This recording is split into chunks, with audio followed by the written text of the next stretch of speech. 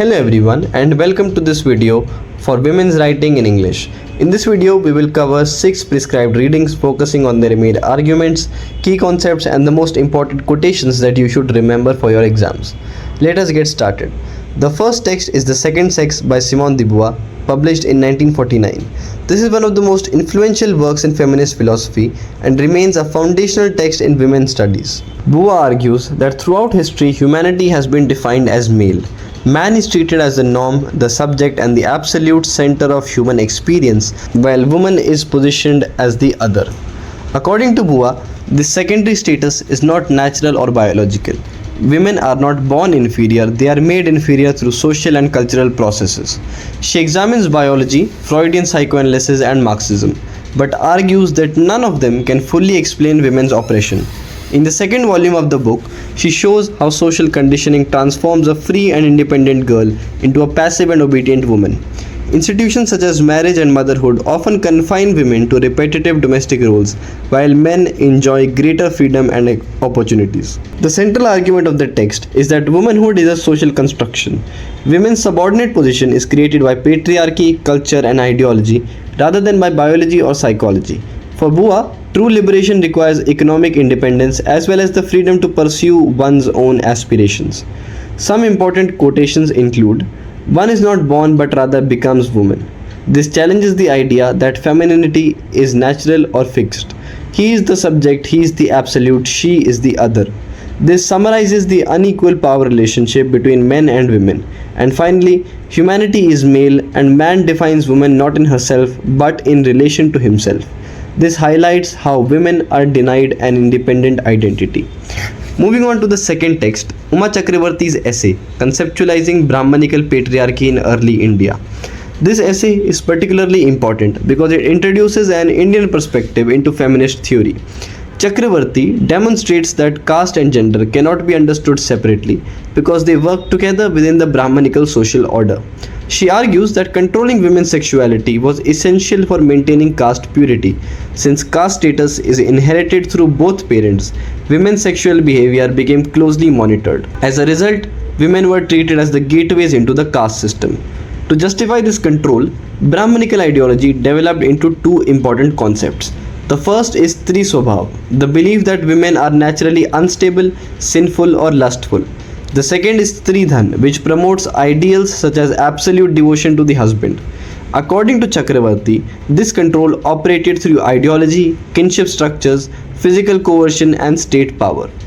Important quotations include, "Caste hierarchy and gender hierarchy are the organizing principles of the Brahmanical social order. Women are regarded as gateways, literally points of entrance into the caste system. And Pativrata, the ideological purdah of the Hindu woman, was the mask by which the hierarchical structure was reproduced with the complicity of women." This quotation is especially significant because it shows how women were encouraged to participate in maintaining the very structures that oppressed them. The third text is Virginia Woolf's A Room of One's Own, published in 1929.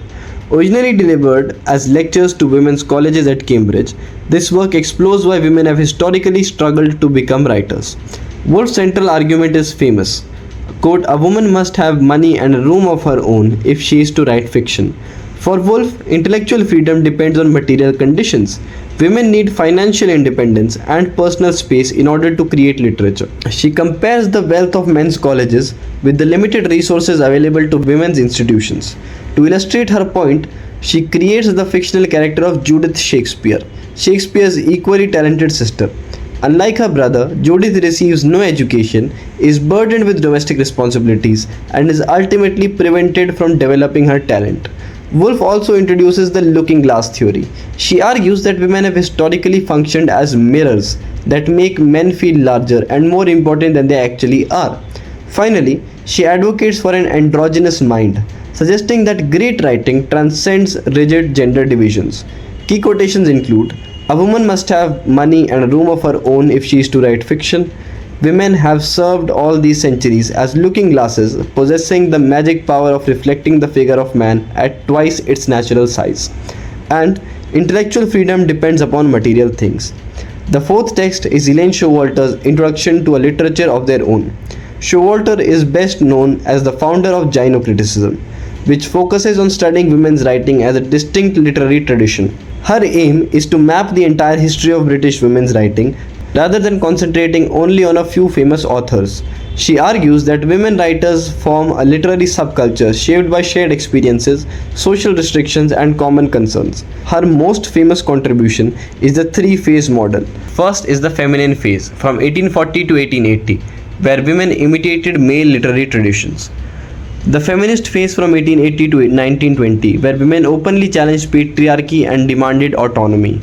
And the female phase from 1920 onwards, where women focused on self-discovery and the search for an authentic female voice.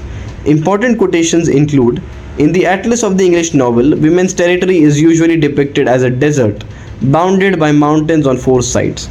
The lost continent of the female tradition has risen like Atlantis from the sea of English literature, and women themselves have constituted a subculture within the framework of larger society. The fifth text is Luz Irigaray When the Goods Get Together. This is probably the most theoretical reading amongst all, but its central metaphor makes the argument easier to understand. Irigaray argues that patriarchal society functions like a marketplace, in which men are the traders and women are the goods being exchanged. Women become objects of exchange rather than independent subjects. He suggests that social and economic systems are organized primarily through relationships between men. Women serve as mediators, transactions, or objects passed between them. She also criticizes Freud for understanding female desire only through a male framework. The essay concludes with a radical question: what would happen if women refused to participate in the system of exchange and created their own economy based on reciprocity and freedom? Important quotations include, the trade that organizes patriarchal societies takes place exclusively among men. Women exist only as the possibility of mediation, transaction, and transition. But what if the goods refuse to go to the market? This final quotation captures the revolutionary possibility imagined by Irigaray. The final text is Mary Wollstonecraft's A Vindication of the Rights of Women, published in 1792. This is one of the earliest works of modern feminist thought. Writing during the period of the French Revolution, Wollstonecraft asks an important question: if liberty and rights are being demanded for men, why should women be excluded? Her central argument is that women appear inferior only because they have been denied education. Women are rational beings and possess the same capacity for reason, virtue, and moral judgment as men. She strongly criticizes educational systems that train women to be attractive rather than intelligent. For Wollstonecraft, there should be only one standard of virtue for both men and women. She advocates national co-education and believes that women should be able to earn their own living and participate fully in society. Important quotations include, my main argument is built on this simple principle, that if she be not prepared by education to become the companion of man, she will stop the progress of knowledge and virtue. Taught from their infancy that beauty is woman's scepter, the mind shapes itself to the body. And would men but generously snap our chains? Now let's do a quick recap.